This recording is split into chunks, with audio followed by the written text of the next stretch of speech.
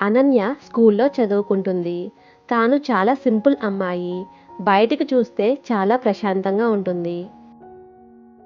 కానీ ఆమె మనసులో మాత్రం ఎప్పుడూ ఏదో ఆలోచనలు తిరుగుతూనే ఉంటాయి. ప్రతి చిన్న విషయానికి ఎక్కువగా ఆలోచిస్తుంది. ఒకరోజు తన ఫ్రెండ్ మీరా ఆమెను చూసి కూడా నవ్వకుండా వెళ్ళిపోయింది. అంతే, అనన్య మనసులో మాత్రం పెద్ద కథ మొదలైంది. నేను ఏమైనా తప్పుగా మాట్లాడానా? ఆమెకు నాపై కోపమా? నన్ను పట్టించుకోవడం మానేసిందా? నా ఫ్రెండ్షిప్ కట్ చేసిందా? ఇలా ఎన్నో ఆలోచనలతో సతమతమవుతుంది.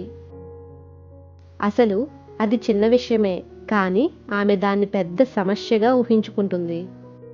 ఇంటికి వెళ్ళినా కానీ ఆ రాత్రంతా అదే ఆలోచన. నిద్ర కూడా సరిగ్గా పోలేదు. మరుసటి రోజు మీరా వచ్చి ఇలా చెప్పింది. నిన్న నాకు చాలా తలనొప్పి వచ్చింది. ఎవ్వరినీ గమనించలేదు. సారీ అనన్య అని చెప్పింది.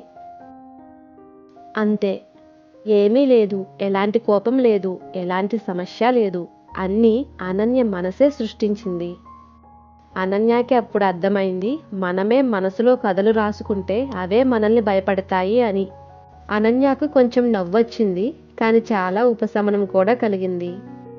ఆ రోజు తను ఒక ముఖ్యమైన విషయం నేర్చుకుంది. ప్రతి నిశ్శబ్దం నిరాకరణ కాదు, ప్రతి ఆలస్యం అవమానం కాదు, ప్రతి ఆలోచన నిజం కాదు అని.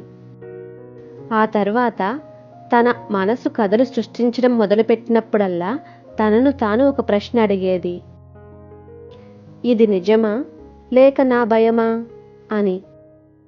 ఇలా ప్రాక్టీస్ చేయగా ఆలస్యంగా అయినా తన మనసులోని అతి ఆలోచనలు తగ్గాయి.